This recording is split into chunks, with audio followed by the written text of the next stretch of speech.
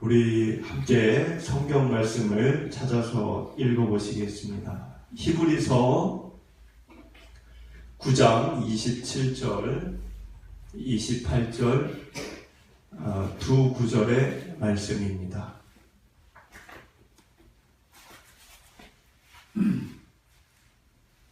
히브리서 9장 27, 28 우리 구절을 함께 읽어보시겠습니다. 한 번 죽는 것은 사람에게 정해진 것이요 그 후에는 심판이 있으리니 이와 같이 그리스도도 많은 사람의 죄를 담당하시려고 단번에 들이심 받으셨고 구원에 이르게 하기 위하여 죄와 상관없이 자기를 바라는 자들에게 두 번째 나타나시리라. 아멘.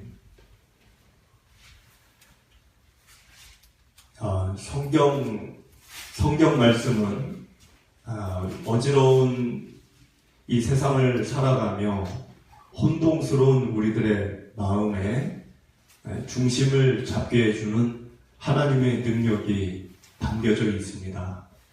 그래서 여러분들이 세상을 바라보며 세상을 쫓으며 살다 보면 나도 모르게 마음의 중심을 잃어버리게 되지만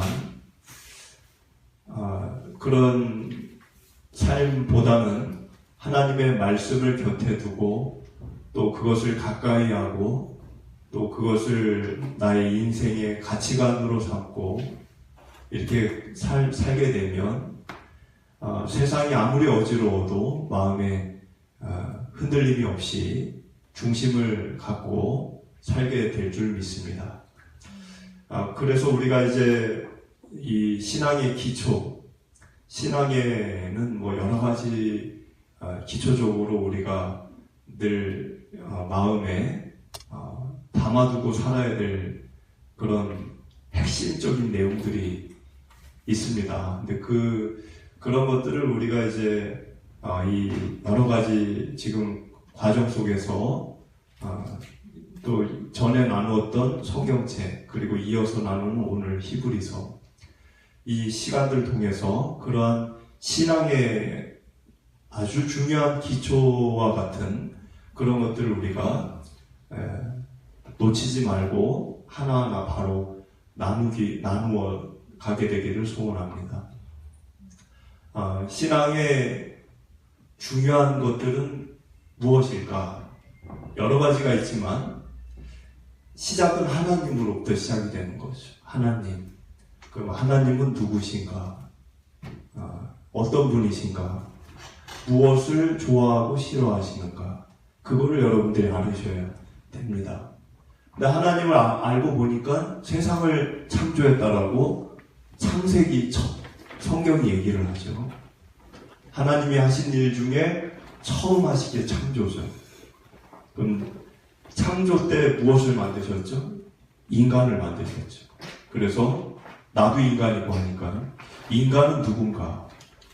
이거에 대해서 이제 여러분들이 공부를 또 해야 되는 거죠. 인간을 공부해 보니까 성경은 죄를 지었다고 얘기를 하죠. 그래서 죄라는 것은 무엇인가? 죄는 무엇인가? 이거를 여러분들이 성경 안에서 이렇게 다루셔야 합니다. 그리고 성경을 보니까 죄 지은 인간을 위에서 오신 분이 있다고 그러죠. 그분이 예수님. 우리가 나누고 있는 히브리서의 주인공입니다. 그럼 예수님은 누구신가? 이거를 또 우리가 마음으로 또 성경으로 대해야 됩니다. 예수님은 누구신가? 예수님이 이 세상에 와서 하신 일을 보니까 십자가에서 우리를 위해 죽으셨죠. 죄를 사해 주셨죠. 그래서 그거를 구원이라고 그러죠. 그럼 구원이라는 건 무엇인가? 그리고 이 구원을 받은 이들이 모여서 성령을 임재를 경험합니다. 그럼 성령님은 누구이신가? 그리고 성령님을 경험한 이들이 모여서 만든 것이 교회입니다. 그럼 교회는 무엇인가? 그리고 이 교회의 마지막 시대가 말세라고 그러죠. 교회의 마지막 시대. 그 마지막 시대라는 것은 무엇이고 말세는 무엇이고 그 말세에 일어나는 구원받은 이들이 겪게 될 부활과 영생은 무엇인가, 그리고 최후의 심판은 무엇인가, 이 모든 것들을 여러분들이 성경을 통해 언제나 보셔야 되고 공부하셔야 되고 알으셔야 됩니다. 이거를 거창하게 얘기하면 조직신학이라고도 얘기하지만 그렇게까지는 얘기할 필요가 없고 성경의 기초적인 교리라고도 얘기할 수 있고 아주 기초적인 신앙인으로서는 꼭 알아야 될 그러한 부분입니다. 근데 그 중에 우리는 오늘 이제 히브리서를 통해 기독론이라고도 얘기할 수 있겠죠. 그리스도 예수는 누구신가? 그거를 지금 여러분들과 히브리서가 13장까지 있는데 계속 우리가 그거를 나누고 있습니다. 지금 오늘 이제 9장, 지난주 이어서 이제 16절부터 들어가게 됩니다. 우리 16절과 17절을 한번 읽어보겠습니다. 16절, 유언은 유언한 자가 죽어야 되나니, 17절, 유언은 그 사람이 죽은 후에야 유효한즉 유언한 자가 살아있는 동안에는 효력이 없느니라. 여러분들, 이 얘기는 유언의 내용이 실행이 되려면 유언한 자가 살아있을 때는 실행이 되지 않습니다. 왜? 아직 돌아가시지 않았으니까. 유언의 내용이 법적인 효력을 가지려면 유언한 자가 살아있으면 안 되는 거죠. 그러면 이 얘기를 왜 했을까? 이 히브리서 기자가. 그것은 예수님을 얘기를 한 겁니다. 예수님께서 십자가에서 죽으시기 전에 우리들에게 약속한 게 있습니다. 그거를 제가 앞에 화면에 보여드리겠습니다. 누가복음 22장 20절을 보면 예수님이 돌아가시기 전날 제자들을 모아놓고 이런 말씀을 하셨어요. 저녁을 먹은 후에 잔도 그와 같이 하여 이르시되 이 잔은 내 피로 세우는 새 언약이니 곧 너희를 위하여 붓는 것이라. 이 성만찬 때 많이 읽는 구절이죠. 예수님이 자신의 죽음을 앞두고 포도주 잔을 드시고 그 잔을 보면서 뭐라 그러셨다고요? 이 잔은 이게 포도주지만 내가 곧 죽을, 너희들을 위해 죽을 흘릴 피라는 거예요. 근데 이 피로 뭘 세운다고 그랬죠? 새 언약을 너희와 세우겠다 했어요. 이게 예수님의 유언이에요. 요 유언이 법적인 효력을 가지려면 예수님이 살아있을 때는 이루어지지 않습니다. 예수님이 육체의 사망을 경험한 뒤에야 이 새 언약은 법적인 효력으로 온 세상에 퍼지게 되는 거예요. 그래서 이 새 언약이라는 게 뭘까? 누누이 우리가 나누었던 이제 주제였지만 한 번 더 제가 보여드리면 히브리서 10장 16절에 새 언약이 뭔지를 명확하게 요약을 해놨습니다. 새 언약이라고 하는 거는 여기 앞에 화면을 보면 주께서 이르시되 그날 후로는 그들과 맺을 언약이 이것이라. 사람들과 앞으로 맺을 언약이 앞으로 맺을 거라는 거죠. 그 언약은 새로운 언약인데 이 새 언약은 무엇이냐면 내 법을 그들의 마음에 두고 그들의 생각에 기록하리라. 여러분들, 내 법이라고 하는 이 법은 하나님의 말씀이라고도 얘기해도 되고 하나님의 뜻이라고도 얘기해도 되고 하나님의 마음과 생각이라고 얘기해도 무방합니다. 그러니까 결국 뭐냐? 새 언약이라고 하는 거는 어디 종이나 돌에 하나님의 뜻을 새기는 게 아니라 각 사람의 마음에 하나님의 마음, 하나님의 생각, 하나님의 뜻, 하나님의 말씀을 새기겠다는 거예요. 근데 이 일은 어떻게 가능할까요? 이 일은 성령님이 우리 안에 내주하실 때 일어나는 사건입니다. 여러분들의 마음에 글씨를 쓸 수가 없어요. 누가 쓰겠습니까? 여러분들의 마음은 영이기 때문에 영에다가 글자를 새긴다는 것은 성령의 역사 없이는 불가능한 거예요. 이 일을 예수님이 유언으로 남기셨다는 거예요. 내가 죽으면 이 일을 온 세상 만천하에 이제 법적인 효력을 갖춰서 실행을 하겠다고 약속을 하신 겁니다. 저와 여러분들은 이 새 언약의 법적인 효력이 있는 시기에 살고 있는 거예요. 그러면 여러분들은 지금 이 예수님이 유언으로 남기신 이 유언이 지금 이루어지고 있는 이 상황 속에서 살고 계시는데, 질문을 드리면 여러분들 마음에, 여러분들 그 마음 속에 주님의 마음과 생각이 새겨져 계시냐는 겁니다. 우리는 주일날 이렇게 예배를 드리죠. 그런데 주일날 예배를 드리는 것만 갖고 주님의 마음이, 생각이 내 속에 새겨졌다라고는 얘기할 수 없습니다.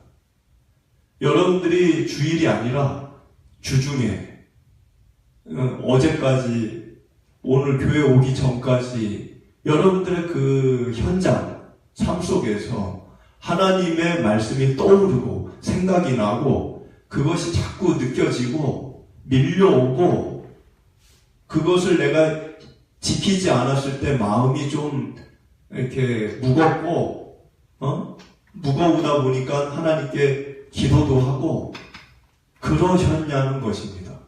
만약에 그런 일이 없었다고 하면 여러분들 마음은 아직 주님의 마음이 새겨진 게 아닙니다. 오히려 이제 저 세상의 소리가 우리 속에 가득 차 있습니다. 그러다 보니까 우리 마음에 하나님의 뜻과 말씀이 새겨진 게 아니라 거꾸로 세상의 논리와 세상의 방법이 우리 마음속에 새겨져 있는 경우가 있다는 것입니다. 그래서 우리는 이 싸움 속에 사는 겁니다. 여러분들 마음을 그래서 여러분들이 늘 챙기셔야 되고 성령님의 도움을 구하셔야 되는 겁니다. 이거는 목사가 하는 일이 아니에요. 성령님이 하시는 일이세요. 그러면서 18절부터 21절 말씀 한번 읽어보시겠습니다.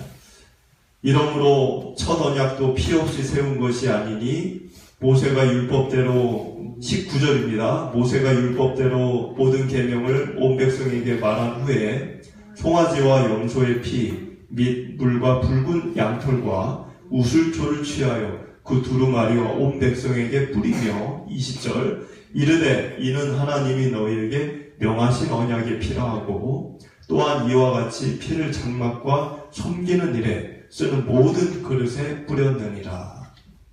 자, 지금 이 18절을 보시면 이러므로 첫 언약도 이렇게 시작이 됩니다. 첫 언약이라는 건 뭐죠? 옛 언약이에요. 옛날 언약. 새 언약이 아니라, 새 언약은 첫 언약 다음에 만들어진 언약이고, 첫 언약은 쉽게 얘기하면 시내산 언약을 얘기하는 거예요. 모세가 시내산에서 이 중재를 해가지고, 모세가 맺은 언약이 아니고 이스라엘 백성과 하나님이 맺은 언약이고, 모세는 중간에서 중재를 한 거예요. 모세와 하나님이 맺은 게 아니고. 그러니까 이 첫 언약을, 시내산 언약을 맺을 때 뭐 없이 안 했다고요? 피 없이 세운 게 아니라는 거예요. 지금 18절에 얘기하는 거는, 아까 첫 언약도 새 언약, 아까 새 언약도 뭐라 그랬죠? 예수님께서 여기 말씀하신 대로 피로 세운다 그랬어요. 피로. 이 새 언약을 내 피로 세운다 그랬어요. 근데 옛날 언약, 시내산 언약도 피로 세웠다는 거예요. 피로. 근데 그 옛날 언약은 무슨 피죠? 그게? 짐승의 피예요. 그 장면을 제가 보여드릴게요. 이스라엘 백성과 하나님이 옛 언약, 그 계약을 체결했던 장면을 제가 보여드리겠습니다. 출애굽기 24장 6절 시내산 언약 체결 장면이에요. 이 장면을 보면 6절을 보시면 모세가 어떻게 하죠? 이 피는 사람 피도 아니고 짐승 피예요. 근데 이 피를 가지고 반을 딱 나눠가지고 절반의 피를 여러 개 그릇에 담았어요. 그리고 절반을 어떻게 했어요? 제단에다 뿌렸어요. 하나님이 임재하시는 제단에다가. 그리고 나서 7절을 보니까 언약서를 백성 앞에서 읽습니다. 이 언약서는 뭐예요? 이거는 계약서예요. 계약서. 쉽게 얘기하면 쌍방간에 이거를 준행하겠다라고 하는 계약서예요. 이 언약서를 백성 앞에서 모세가 읽습니다. 그러니까 백성들이 그 계약서에 사인을 합니까? 안 합니까? 마지막 7절 마지막에 뭐라고 되어 있어요? 여호와의 모든 말씀을 우리가 준행하리이다. 여러분들 계약서에 도장을 왜 찍죠? 계약서에 도장을 왜 찍어요? 내가 이 계약을 이행하겠다라고 하는 표시예요.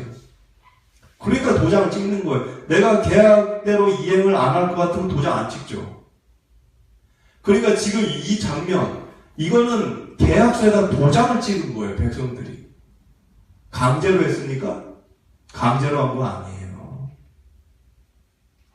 그렇게 도장을 찍었어요. 그리고 나서 모세가 어떻게 해요? 아까 절반은 피를 여러 가지 그릇에 담았다고 그랬잖아요. 그 피를 물하고 섞어가지고 오늘 본문 여러분들 19절을 보면 나와 있어요. 본문 19절에 설명이 되어 있는데 그 피를 물하고 섞어가지고 붉은 양털과 우슬초로 찍어서 백성들에게 다 뿌립니다. 그걸. 이거 왜 이렇게 했을까요? 피를 뿌렸다는 건 뭐예요? 피를 뿌렸다. 그거는 지금 이 맺은 계약에 이행을 하지 않을 경우 이 피로 그것을 값을 지불해야 된다라고 하는 하나의 법적인 그 조항을 넣은 겁니다.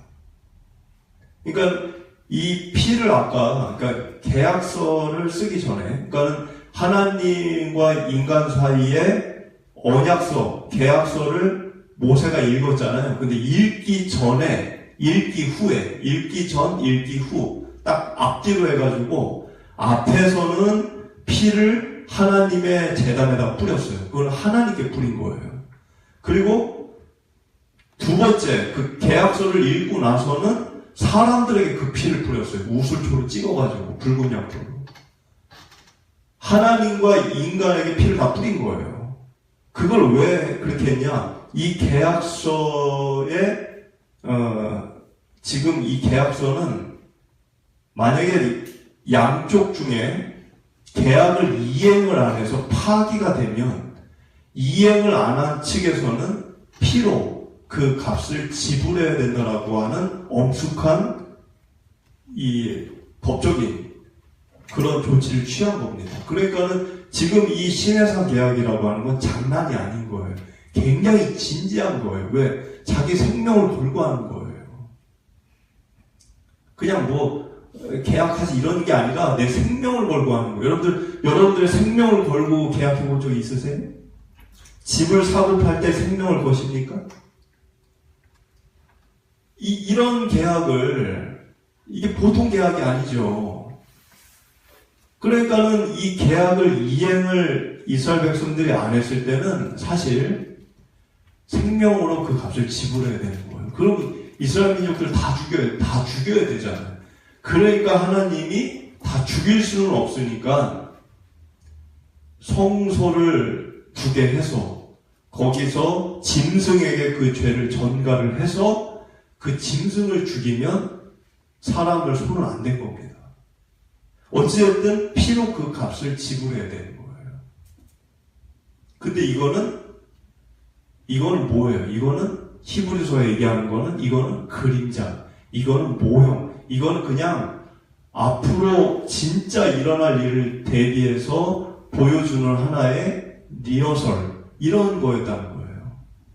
그러니까 이스라엘 민족이 그 중심이 아닌 거예요. 지금 이거는 모형이기 때문에 샘플이에요, 샘플.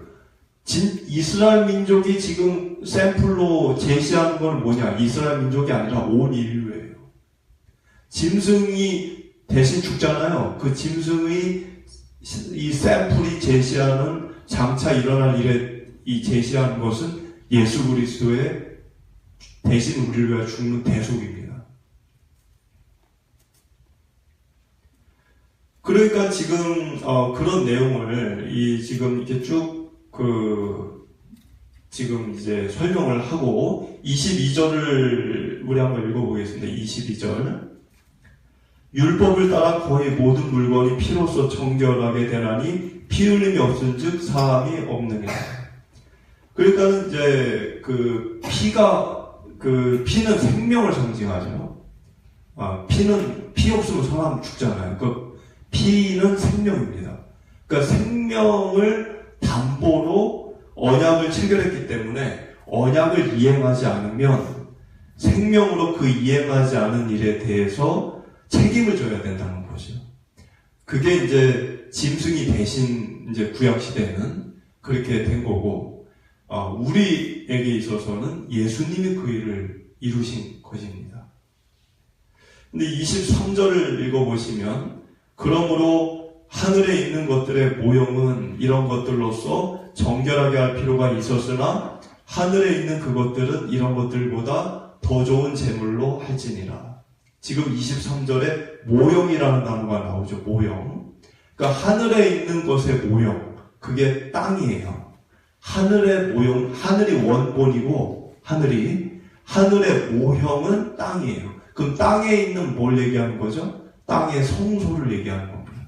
그러니까 땅의 성소에서 짐승을 이렇게 잡아서 사람들의 죄를 대신 속죄하는 속죄 희생 제사를 드렸죠. 이 자체가 모형이라는 모형. 그거에 대한 원본, 원래 모형이 아닌 진짜는 하늘 성소입니다. 땅의 성소가 아니라 그 하늘 성소를 히브리서가 늘 강조하면서 얘기하는 것은 그 하늘 성소의 대제사장이 예수님이시고 예수님이 자신의 생명을 제물로 드려서 희생제물을 치르셨다라는 이야기를 히브리서가 하는 거예요. 그래서 23절에 더 좋은 제물로 했다는 거예요. 하늘은 짐승보다 더 좋은 제물. 그게 예수님 자신이죠. 그리고 24절을 보니까 24절 그리스도께서는 참 것의 그림자인 손으로 만든 성소에 들어가지 아니하시고 바로 그 하늘에 들어가서 이제 우리를 위하여 하나님 앞에 나타나시고, 그러니까 예수님은 참 것의 그림자인, 참 것이 뭐죠? 참은 하늘 성소예요. 그 참 것, 하늘 성소의 그림자, 모형을 얘기하는 거예요. 그게 땅의 성소인데 땅의 성소에 들어가지 않았다는 거예요. 그러니까 예수님이 무슨 이 땅의 성소에서 대제사장을 한 게 아니고 하늘 성소에 대제사장을 했다는 거죠. 무슨 제물로? 자기 자신을 제물로. 왜? 자기 자신의 이 본질 자체가 흠이 없고 오류가 없고 죄가 없고 영원한 생명을 갖고 있기 때문에 이 영원한 생명을 가진 자가 그 생명을 제단에다 드렸다는 것은 영원한 제사를 드린 거예요. 그러니까 여러분들이 짐승을 보세요. 짐승은 영원한 생명이 없습니다. 그러니까 짐승은 어떻게 해야 돼요? 그 생명을 드리면 계속 드려야 되는 거예요. 계속. 왜냐하면 짐승이라는 그 유한한 그 생명을 가진 그거를 죽인 것에 대한 가치와 그 효력이라고 하는 거는 유한한 거예요. 무한한 게 아니에요. 짐승 재물 자체가 유한하기 때문에. 근데 예수님은 어떻습니까? 예수님은 성자 하나님이시기 때문에 영원한 생명을 갖고 계신 분이에요. 그 영원한 생명을 갖고 계신 분이 재물이 되셨기 때문에 그 법적인 효력이 영원한 거예요. 그래서 2번, 3번, 4번 제사를 드리지 않아도 되는 겁니다. 왜 우리가 제사 안 드립니까? 구약시대는 제사 드렸는데 왜 우리는 안 드리죠? 예수님이 영원한 제사를 드린 거예요. 영원한 제사를. 본인이 영원한 생명을 가진 자로서 그 생명을 제단에다가 희생제물로 드렸기 때문에 우리가 영원한 그 죄사함의 그 유효함을 누리게 된 겁니다. 그러니까 사람도 그 역할을 대신할 수가 없고, 사람 중에 영원한 생명을 가진 자가 누가 있어요? 짐승도 그걸 할 수 없는 거예요. 25절을 보니까 그 얘기를 좀 더 쓴 것 같습니다. 제가 얘기한 거를. 25절 대제사장이 해마다 다른 것의 피로써 성소에 들어가는 것 같이 자주 자기를 드리려고 아니하실지니. 그러니까 옛날 구약의 제사는 해마다 지성소에 가서 언약궤 뚜껑 위에다가 그 시은좌 속죄소라고 하는 그 뚜껑에다가 이제 잡은 그 백성들의 죄를 전가받은 염소를 죽인 피를 갖다 부었죠. 그러니까 매 해마다 새로운 피가 부어지는 거예요. 매년 그걸 해야 되는 거예요. 죽을 때까지 계속 끊임없이. 근데 예수님은 단번에 제사로 끝난 거죠. 왜 단번에 제사로 끝났느냐? 아까 설명드린 대로 영원한 생명을 드리신 거예요. 제물로. 26절을 보시면 그리하면 그가 세상을 창조한 때부터 자주 고난을 받았어야 할 것이로되, 그러니까 자주 고난을 받는다 이 얘기는 예수님이 영원한 생명을 가진 분이 아니었다면, 그러면 매년마다 자신을 희생해야 되는 거예요. 근데 예수님은 영원한 생명을 갖고 있는 분이기 때문에 26절을 보니까 이제 자기를 단번에 제물로 드려 죄를 없이 하시려고 세상 끝에 나타나셨다. 본인만이 영원한 죄 문제를 해결할 수 있는 유일한 오직 한 분이라는 것을 예수님도 아셨던 거예요. 세상 사람들 중에는 해결책이 없는 거죠. 짐승으로도 안 되는 거죠. 그러니까는 본인밖에는 그 열쇠를 쥐고 있는 자가 없다는 걸 아셨고, 그거를 거부하지 않고 순수히 자원하는 마음으로 그 일에 자신의 몸을, 자신의 생명을 올리신 겁니다. 죄를 없이 하는 영원히. 27절을 보니까 한 번 죽는 것은 사람에게 정해진 것이요 그 후에는 심판이 있으리니. 여러분들, 이 죽음이라고 하는 거는 정상은 아니죠. 원래 인간은 죽는 게 아니니까. 그러니까 이 죽음이라는 거는 비정상적인 거예요. 저주의 산물이에요. 인간의 죄 타락으로 인해. 이게 완전히 기형이에요, 기형. 여러분들, 기형으로 태어난 사람들 보면 얼마나 참 고생이 많고 불쌍합니까? 근데 우리가 그래요. 우리 지금 기형적인 거예요. 죽을 수가 없는 건데 지금 죽고 있잖아요. 근데 그 죽음은 사실 끝이 아닙니다. 끝이 아니에요. 왜? 인간의 영혼은 죽지 않아요. 육신만 죽는 거지. 그러니까는 결국 이 죽음이라고 하는 거는 우리의 영의 영원한 세상의 시작이 되는 시작점입니다. 육신의 세계가 아니고 영의 세계로 들어가는 시작점이에요.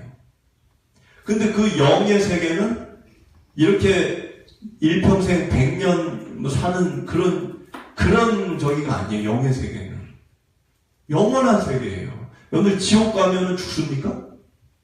지옥 가면 죽는 게 아니에요. 고통을 받는 거지, 영원히. 영혼은 죽지 않아요. 그러니까는 이 영원이라는 게 상상이 안 되지만 우리의 머리로 영원을 어떻게 측량하고 계산할 수 있겠어요? 근데 그 영원이라는 세계에 들어가는 게 죽음이에요. 그러니까 예수님은 그걸 아는 거죠. 이 영원한 시기를 사단과 이 마귀와 함께 사는 일은 상상할 수 없는 이 고통인 거죠. 아니, 교도소도 끝이 있잖아요. 근데 이거는 영원이에요, 영원. 그래서 예수님은 그걸 우리보다 더 그 고통을 알고 있기 때문에 자기의 생명 하나 버리는 거를 아까워하지 않은 거예요. 한두 사람이 아닌 이 수많은 사람들이 영원한 고통의 세계로 들어가는 거를 막을 수 있는 유일한 길이 자기라면 얼마든지 드리겠다는 거죠. 28절을 읽어보겠습니다. 이와 같이 그리스도도 많은 사람의 죄를 담당하시려고 단번에 들이신 바 되셨고 구원에 이르게 하기 위하여 죄와 상관없이 자기를 바라는 자들에게 두 번째 나타나시리라. 여기 지금 28절을 보니까 죄를 본인이 담당하시려고, 죄의 값을 담당하는 거예요. 죄의 값은 죽음이에요. 피를 흘려야 되고 생명을 내려놔야 됩니다. 그거를 담당하려고 단번에 자기를 드렸다는 거예요. 주저없이. 그리고 모든 사람들이 이제는 구원을 얻을 길을 열으신 거예요. 그래서 그 구원의 길을 사모하며 모인 자들, 그러니까 저와 여러분들 같은 성도들이죠. 교회에 나오는 이런 성도들이 28절을 보니까 죄와 상관없이 자기를 바라는 자들, 죄를 이제는 멀리하는 자들, 죄와 상관하지 않는 이들, 성도입니다. 성도. 이런 성도들에게 두 번째 나타나신다는 거예요. 그러니까는 이거는 이제 재림을 얘기하는 거죠. 재림. 예수님이 다시 오신다고 했잖아요. 그거를 지금 이야기하는 겁니다. 그런데 이 구원의 계획을, 이 설계를 누가 설계하셨을까요? 이 계획. 이거를 설계한 설계자는 아버지 하나님이에요. 성부 하나님. 그 성부 하나님이 계획을 하셨다는 걸 어떻게 알 수 있느냐? 예수님이 이 땅에 다시 오시는 거를 예수님이 알아요, 몰라요? 언제 올지. 아들도 모른다 그랬어요. 그럼 누구만 알아요? 예수님이 재림하시는 그 날과 시를 누구만 알아요? 아버지 하나님만 알아요. 왜? 본인이 설계했기 때문에. 예수님도 몰라요. 예수님은 수정하는 거예요. 아버지 하나님이 이걸 설계를 하셨어요. 왜 이렇게 어렵고 힘들고 복잡한 이 신묘막측한 이 구원의 계획을 왜 하나님이 설계하셨을까요? 이유는 하나예요. 여러분들을 사랑하기 때문에. 여러분, 믿음이라는 건 뭐죠? 믿는다는 거는 사랑과 연관이 돼요. 그러니까 사랑과 믿음은 떼어서 얘기하면 안 됩니다. 예수 믿습니까? 하나님 믿으세요? 그럼 예, 믿어요. 그럼 믿음이 뭐예요? 그럼 무조건 믿는 거죠. 이게 아니라 믿음은 사랑하고 연관이 되어 있는 거예요. 그 무슨 얘기냐? 하나님이 나를 사랑하신다. 그거를 내가 느끼고 있고 그거를 받아들이기로 내가 마음을 먹었고 그 사랑에 감격을 하고 있고 그 사랑으로 인하여 내가 깨어나는 마음이 믿음인 거예요.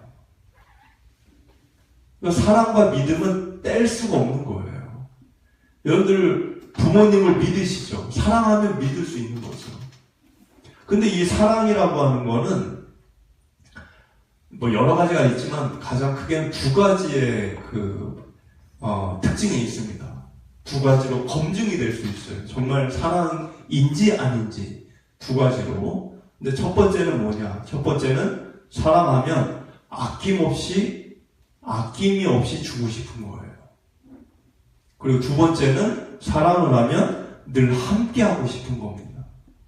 이 점에서 봤을 때 하나님이 우리를 사랑하는 건 분명합니다. 왜? 자신의 생명까지 주셨잖아요. 아낌없이. 그리고 성령님을 우리에게 주셨죠. 왜? 우리와 늘 함께하라고.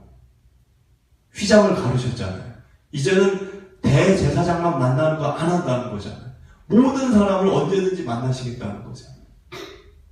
하나님이 우리를 사랑하는 건 분명해요. 근데 문제는 뭐죠? 우리가 문제예요. 우리도 그러냐는 거예요. 여러분들이 하나님을 사랑하십니까? 사랑하죠. 그러면 여러분들도 하나님께 아낌없이 드리고 싶으십니까? 하나님과 늘 함께하고 싶으십니까? 주일날만 예배 올 때만 하나님 함께하는 거는 아니니까. 이런 질문을 우리가 하게 되고 받게 되는 거예요.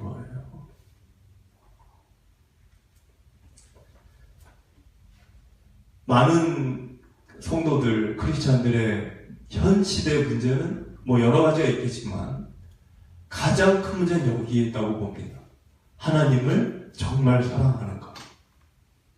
예배 마치고 나면 각자 이제 갈 길을 가죠. 집으로 가고 직장으로 가고 일상으로 가죠. 그런데 예배 마치고 일상으로 가서는 하나님 없이 사는 게 편해져가는, 하나님 없이 지내는 게 익숙해져가는 시대를 살고 있습니다. 내가 하고 싶은 말과 행동을 마음껏 하면서 세상을 사는 게 편한 거예요. 주일날 예배는 드리지만 오히려 그런 일상생활에서 하나님을 생각하면 부담이 되는 거예요. 그러다 보니까 그런 말을 직접 하지는 않지만 마음속에 어떤 마음이 은연중에 있냐면 하나님은 예배드릴 때만 내 곁에 계셔주세요. 제가 세상에서 일하고 장사하고 놀러가고 그럴 때는 제 옆에 없으신 것처럼 그게 저에게는 편해요. 주일날 교회는 나갈 테니까 제발 늘 내 곁에는 계실 필요는 없으십니다. 이런 은연중에 우리들의 마음이 있다는 거예요. 그거는 사랑이 아닙니다. 예수님이 그거를 우리에게 바라시고 자신의 몸을 그 제단에 올리신 게 아니에요. 사랑은 늘 함께하고 싶은 마음입니다. 그래서 여러분들이 기도하실 때, 기도하게 될 때 하나님을 사랑하게 해주세요. 하나님 사랑하는 사람 되게 해주세요. 그런 기도 드리시며 그러한 은혜로 살게 되시기를 축복을 드립니다.